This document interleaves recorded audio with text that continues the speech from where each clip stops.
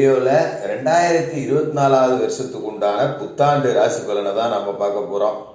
இந்த புத்தாண்டு அப்படிங்கிறது பார்த்தீங்கன்னா சோபக்கிருது வருடம் மார்கழி மாதம் 16ஆம் தேதி திங்கட்கிழமை அன்னைக்கு தேய்பிறை பஞ்சமி திதியில கீழ்நோக்குடைய மக நட்சத்திரம் சிம்ம ராசி கன்னி லக்கணத்துல பிரீத்தி நாம யோகத்துல இந்த புத்தாண்டு அப்படிங்கிறது பிறக்குது. இந்த புத்தாண்டு பிறக்கும் போது பார்த்தீங்கன்னா இயற்கை பேரிடர்கள் அப்படிங்கிறது 2024 புத்தாண்டுல பெருசாக வரும். அதாவது மழை அப்படிங்கிறது பேஞ்சும் கெடுக்கும் காஞ்சும் கெடுக்கும். வெயில் நாளில் பார்த்தீங்கன்னா ஏகப்பட்ட சூடு அப்படிங்கிறது இருக்கும். மழை காலத்தில் ஏகப்பட்ட வெள்ளம் இயற்கை பேரிடர்கள் அப்படிங்கிறது வரும்.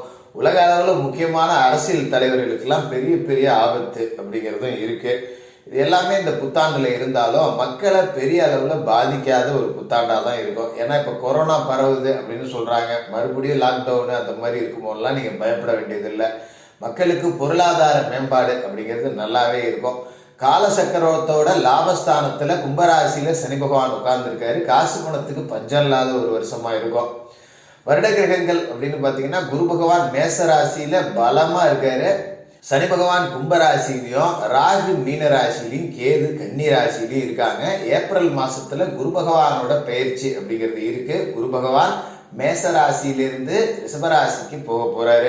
இது எல்லாத்தையும் பொறுத்து ரொம்ப அற்புதமான ஒரு புத்தாண்டு பலன்களை உங்களுக்காக கணிச்சு கொடுக்குறோம். முழுசா பாருங்க. இந்த புத்தாண்டு உங்களுக்கு வெற்றிகரமா அமையிறது எப்படி அப்படிங்கிறத இந்த வீடியோல பார்க்கலாம்.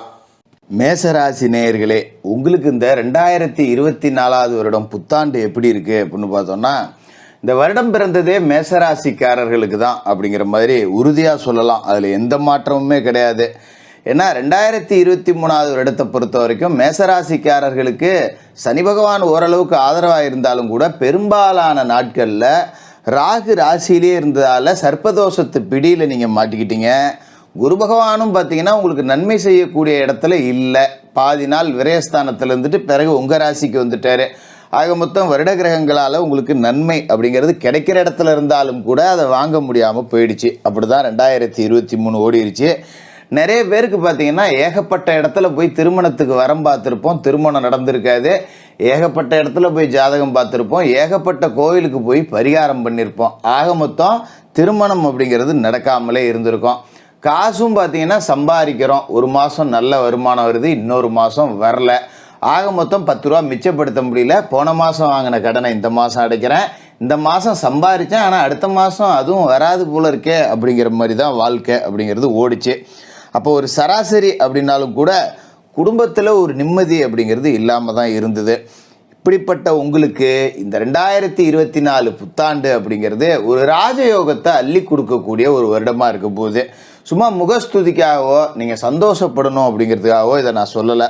ஏன்னா இந்த 2024 பொறுத்த வரைக்கும் வருடம் தொடங்கும் போதே சனி பகவான் உங்களோட ராசிக்கு லாபஸ்தானத்தில் முழுசாக வந்து உக்காந்துட்டாரு. அற்புதமான ஒரு யோக அமைப்பு. கும்பராசியில தான் இந்த வருடம் முழுக்கவே சனி பகவான் இருக்காரு. அப்படிங்கிறதால சனியே கொடுக்குற இடத்துக்கு வந்த பிறகு யார் தடுக்க முடியும்? குரு கொடுத்தா சனி தடுப்பார், ராகு கேது கொடுத்தா சனி தடுப்பார். ஆனால் சனி கொடுத்தாருன்னா யாராலையும் தடுக்க முடியாது. அதனால் சொந்த தொழில் செய்யக்கூடியவர்கள் ஒரு உச்சத்தை தொடக்கூடிய யோக அமைப்பு அப்படிங்கிறது இருக்கு. உங்களோட ராசி அதிபதி செவ்வாய்க்கு சனி பகவான் பகை கிரகமாக இருந்தாலும் கூட உங்களோட ராசிக்கு 10வது வீட்டுக்கும் சனி பகவான் தான் அதிபதி, 11வது வீட்டுக்கும் சனி பகவான் தான் அதிபதி. அப்போ தொழில் அதிபதி, லாபத்துக்கு அதிபதி, அவரே லாபஸ்தானத்தில் ஆட்சி பெற்று உட்கார்ந்துருக்காரு. அப்படிங்கும்போது காசு பணத்துக்கு பஞ்சம் இல்லை. வேலை இல்லாத மேசராசிக்காரர்கள் அப்படின்னு ஒருத்தர் இருக்கவே மாட்டாங்க. ஏதாவது ஒரு வேலைக்கு போயிடுவாங்க. படித்து முடிச்சுட்டு வேலை கிடைக்கலையேன்னு உட்காந்துருந்த எல்லாருக்குமே கண்டிப்பாக வேலை கிடைச்சிரும். அதுமாரி நான் ஒன்றுக்கு படித்தேன், அந்த வேலை கிடைக்கல, வேறு துறையில் போய் வேலை செஞ்சுக்கிட்டு இருக்கேன், என்ன பண்ணுறது, குடும்பத்தை ஓட்டணுமேனு ஒண்டிக்கிட்டு இருக்கேன் அப்படின்னு ஒரு மன வருத்தத்தோடு வேலை பார்த்துக்கிட்டு இருந்தவங்களுக்கு கூட ஒரு மனசுக்கு தகுந்த நல்ல உத்தியோகம் அப்படிங்கிறது இந்த 2024 வருடத்தில் அமையும். இந்த 2024 நாம் 2ஆ பிரித்து பார்த்துக்கணும். ஏன்னா சனி பகவான் கொடுக்குற இடத்துல இருந்தாலும் குரு பகவான் ராசிக்குள்ளே இருந்துக்கிட்டு கொடுக்க முடியாத இடத்துல இருக்காரு. அப்போ குருவும் சேர்ந்து கொடுக்கணும்னா என்ன பண்ணணும்? லாபஸ்தானத்துல சனி இருக்காரு, ராசியிலே இருக்கிற குரு ஏப்ரல் 21 ரிஷபராசிக்கு போறாரு. அப்ப லாபத்துல சனி, தனத்துல குரு, 2 ராஜ கிரகங்களும் சேர்ந்து உங்களை திக்குமுக்காட செய்ய போகுது. முக்கியமா குரு பெயர்ச்சிக்கு பிறகு, அதாவது தனம், வாக்கு, குடும்பம் அப்படிங்கிற இடத்துக்கு ஏப்ரல் 21 குரு போறாரு பார்த்தீங்களா, அதன் பிறகு குடும்பம் விருத்தி அடையும். திருமணமாகாத மேசராசிக்காரர்கள் எல்லாருக்கும் திருமண யோகம் அப்படிங்கிறது ஏப்ரல் 21 மேலே கைகூடி வரப்போகுது. நான் எழுதி கூட தரேன் வச்சிங்க, அதை பற்றி ஒன்றும் இல்லை. அப்போ இத்தனை வயசாகிடுச்சு, நல்ல வேலை இருக்குது, ஆனால் திருமணம் அமையல, வேலை பார்த்துட்டு திருமணம் அமைச்சிக்கலான்னு இருந்தேன், வேலை அமைஞ்ச பிறகு பொண்ணு கிடைக்கல, வேலை அமைஞ்ச பிறகு மாப்பிள்ளை கிடைக்கல, பொண்ணு பிடிச்சா மாப்பிள்ளை பிடிக்கல, மாப்பிள்ளை பிடிச்சா பொண்ணு பிடிக்கல, 2 பேருக்கும் பிடிச்சா ஜாதகம் செட் ஆகலை, இப்படியே தள்ளி போயிட்டு இருந்த திருமணம் அப்படிங்கிறது நடக்க போகுது. அப்போ திருமண தடை நீங்கி திருமணம் நடந்தாலே பார்த்தீங்கன்னா சம்பாதிக்கிற காசை நமக்குன்னு ஒரு குடும்பம் அமைஞ்ச பிறகு தான் நம்ம 10 ரூபா மிச்சப்படுத்தணும் அப்படின்னு சிலருக்கு தோணும். அதனால் சம்பாதிச்சு செலவழிச்சுக்கிட்டு வெட்டியாக உட்காந்துருந்தவங்க கூட ஏப்ரல் மாதத்துக்கு பிறகு 10 ரூபா மிச்சம் பிடிக்க போகிறீங்க. வீட்டுக்கு விளக்கேற்ற ஒரு மகாலட்சுமி வரப்போகுது. அதே மாதிரி மேசராசி பெண்கள் இன்னொரு வீட்டுக்கு மகாலட்சுமியாக போக போகிறீங்க. அதில் எந்த மாற்றமும் கிடையாது. அதோட ஏப்ரல் 21 பிறகு குரு பகவான் ரிஷபராசிக்கு போறதால தனஸ்தானம் அப்படிங்கிறதும் வலுவடையுது. இங்கிட்டு சனி கொடுக்குறாரு, இங்கிட்டு குரு கொடுக்குறாரு.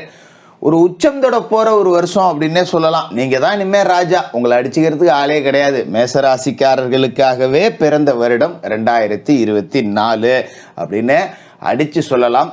அதே மாதிரி தொழில் அப்படின்னு பார்த்தீங்கன்னா என்ன தொழில் செஞ்சாலும் சரி, அதில் அடுத்து என்ன செய்யலாம், இந்த தொழிலை அடுத்த கட்டத்துக்கு எடுத்துகிட்டு போகிறதுக்கு நாம் என்னென்ன செய்ய முடியும் அப்படிங்கிறதுல ஒரு சிந்தனையில் தெளிவு பிறக்கும்.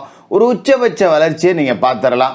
இப்போ உங்கள் தொழில், உங்கள் துறை அப்படின்னு இருந்ததுன்னா அதில் விரல் விட்டு எண்ணக்கூடிய நபர்களில் ஒருத்தராக நீங்கள் நிச்சயமாக இருக்க போகிறீங்க.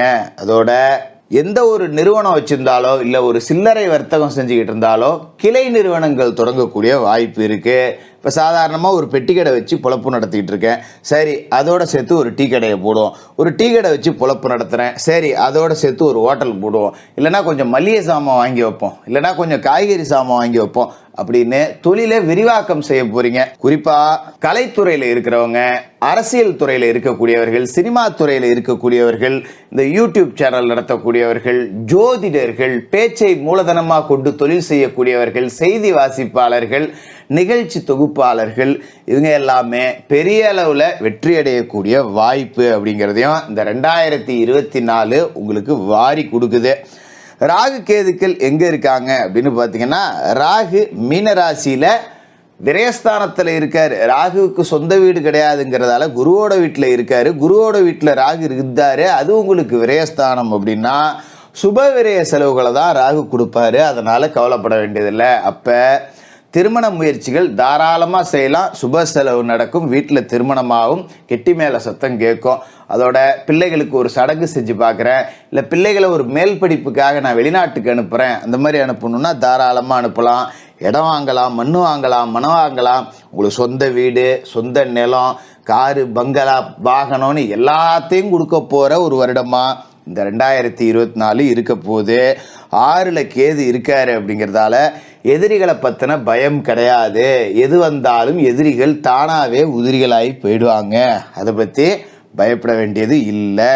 அதோட மாணவர்களுக்கு கல்வி அப்படிங்கிறதும் ரொம்ப அற்புதமாக கிடைக்க போகுது. ஏன்னா 6ல் கேது இருந்துக்கிட்டு கன்னிராசி, புதனோட வீட்டில் கேது இருக்கிறதால அவரே புதன் மாதிரி தான் செயல்படுவார்.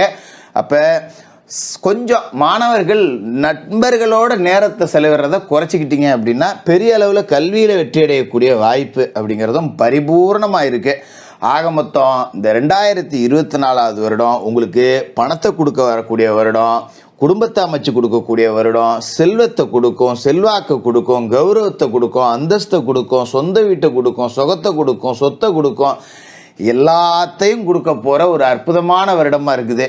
உங்களோட விஸ்வரூபத்தை நீங்களே பார்ப்பீங்க. நம்ம ராசிக்கு இப்படி ஒரு அதிர்ஷ்டமாக வாழ்க்கையில் இப்படிலாம் வந்ததே கிடையாதே அப்படிங்கிறத உணர தொடங்குவீங்க. அதோட ஏப்ரல் மாதத்துக்கு பிறகு ஒரு விஸ்வரூபத்தை நீங்கள் பார்ப்பீங்க. உங்களுக்காகவே வந்த இந்த புத்தாண்டு தினத்தன்னைக்கு காலையில் குளிச்சு முழிவிட்டு விநாயக பெருமானை வணங்கிட்டு உங்களோட வேலைகளை தொடங்குங்க. அதோட புத்தாண்டு தினத்தன்னைக்கு மறக்காம குரு பகவானுக்கு நெய் தீபம் ஏற்றி குரு பகவானை மனசார வணங்குங்க. முடிஞ்சவங்க குலதெய்வ கோயிலுக்கு போய் குலதெய்வ பிரார்த்தனை செய்யுங்க. குலதெய்வம் தெரியாதவங்க இஷ்ட தெய்வம் எல்ல தெய்வத்தை பிரார்த்தனை செய்யலாம். எந்த குற்றம் குறையும் கிடையாது. அதேமாரி இந்த புத்தாண்டு தினத்தில் உங்களோட கையால் ஒரு 4 ஏழைகளுக்கு அரிசி வாங்கி தானமாக கொடுங்க. அது பச்சை அரிசியாக இருந்தால் இன்னும் சிறப்பு. உங்களால் முடிஞ்சது ஒரு 5 கிலோ 2 கிலோ எவ்வளோ வேணாலும் வாங்கி கொடுக்கலாம். பச்சரிசி தானம் அப்படிங்கிறத ஒரு 4 ஏழைகளுக்கு செய்யுங்க. இந்த புத்தாண்டு மேசராசிக்காரர்களுக்கு பொக்கிஷமான ஒரு ஆண்டாக இருக்கும். மேசராசிக்காரர்களுக்கு புத்தாண்டு வாழ்த்துக்கள்.